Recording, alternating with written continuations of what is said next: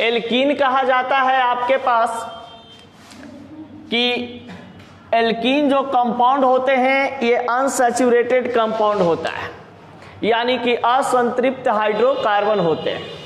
इसमें बात को बताया गया है कि lower member of the family are used as fuel, यानी कि एल्कीन का जो स्मॉल फैमिली कार्बन का होता है जैसे C2H4, C3H6, C4H8, ये सब जो आपके पास एल्कीन का कंपाउंड होते हैं, ये एल्कीन का कंपाउंड आपका गैसियस फॉर्म में रहता है और इसका यूज हम लोग कहाँ करते हैं तो फ्यूल बनाने के लिए।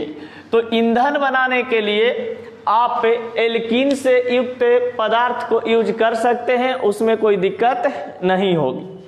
फिर देखिए, alkenes compounds are used in manufacture polythene, PVC and Teflon.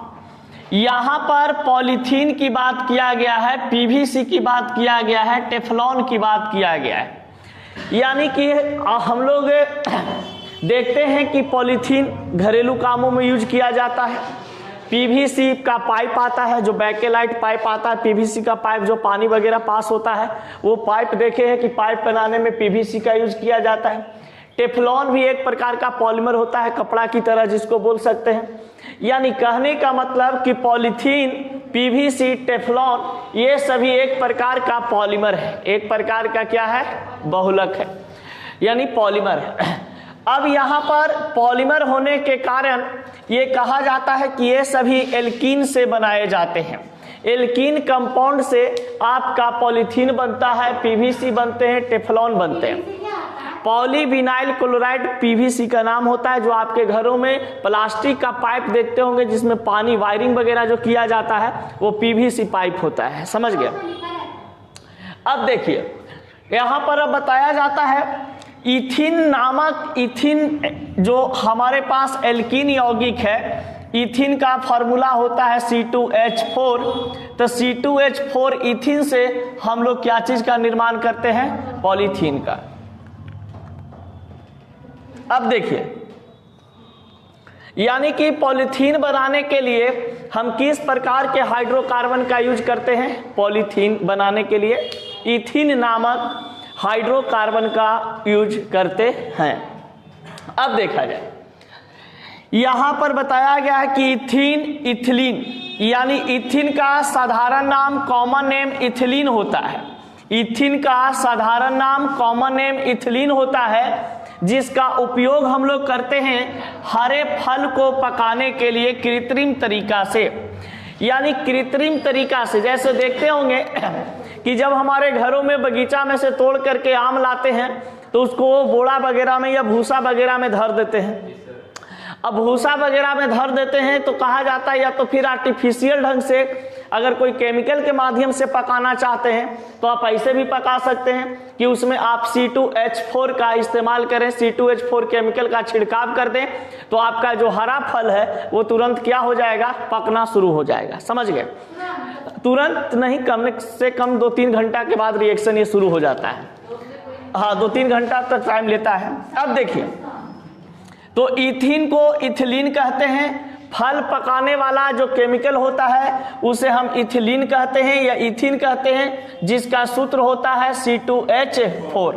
तो C2H4 जो आपके पास है इसका उपयोग किया जाता है फल को पकाने के लिए। जो हरा फल है, जैसे पपीता देखते होंगे, तो ऐसा नहीं है कि हरा पपीता है जो सब पेड़ में ही एकदम पियर पियर, जितना पीला पीला फल देखते हैं, पीला पका हुआ रहता है तो उतना पेड़ में हो जाता नहीं, उसको इथिलीन कार्बेट के माध्यम से उसको पकाया जाता है। अब देखिए, इथिन जो होता है इसको हम कॉमन नेम में इथिलीन, इसका फार्मूला C2H4 होता है। इसका उपयोग हम लोग करते हैं कहाँ पे, वेल्डिंग मशीन में।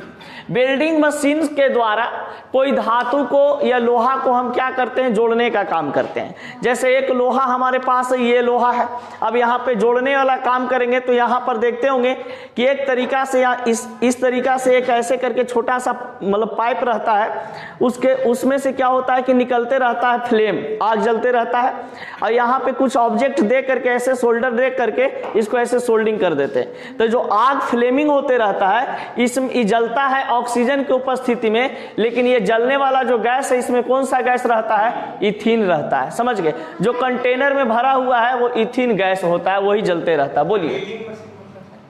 वेल्डिंग मशीन, वही वेल्डिंग मशीन जो वेल्डिंग करने वाला जो मशीन होता है, क्या इलेक्ट्रिक से जलता है? नहीं, गैस उसके अंदर एक गैस का कंटेनर होता है, और गैस का कंटेनर ही से छोटा सा लोहा का पाइप आता है, उससे क्या करता है कि यहाँ पे जला दिया जाता है, जलाने के बाद सोल्डिंग कर दिया जाता है। समझ गए?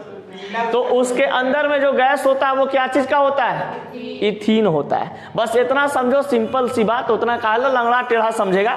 वेल्डिंग करने वाली जो मशीन होती है उसमें से जो आग फेंकते रहता है, वो उसके अंदर में जो गैस भरा होता है जो जलता है, उसे हम इथीन कहते हैं। ठीक ना?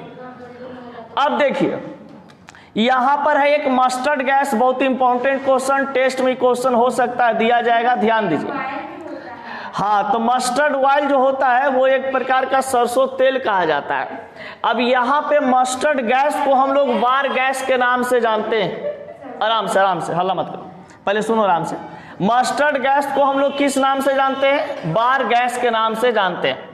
यानी कि बार गैस कहने का मतलब कि ये मस्टर्ड गैस को हम लड़ाई वाला गैस कहते हैं। प्रथम विश्व युद्ध के समय इसका उपयोग किया गया था। जर्मनी ने प्रथम विश्व युद्ध में जब भाग लिया था तो ये बार गैस का उपयोग करके उसका जो विरोधी देश उससे लड़ाई कर रहा था उसमें इस्तेमाल किया था मस्टर्ड गैस को, यानी कि लड़ाई वाला गैस को, और जिसका सूत्र होता है आपके पास CH2Cl CH2Cl CH2CH यहाँ पर S, इसका नाम होता है लड़ाई वाला गैस का क्या चीज, डाइक्लोरो डाइथाइल सल्फाइड।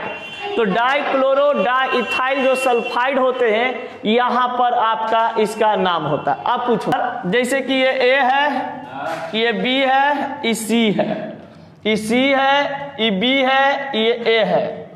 इसको इस कदर मिलाना है कि जैसे मान लिया जाए कि A से A हम मिला दिए, ठीक है, तो B से B अगर मिला रहे ना इसे, तो ये लाइन एक दूसरे को सटना नहीं चाहिए, काटना नहीं चाहिए। इस तरीका से मिलाना है कि एक लाइन भी एक दूसरे को इंटरसेप्ट ना करे, एक दूसरे को जोड़े नहीं, तोड़े नहीं। तो बना करके देखिए सब लोग जरा कैसे बना, कैसे करेंगे इसमें कि हमारा A to Z, A को A से मिलाना है, B को B से मिलाना है, C को C से मिलाना है।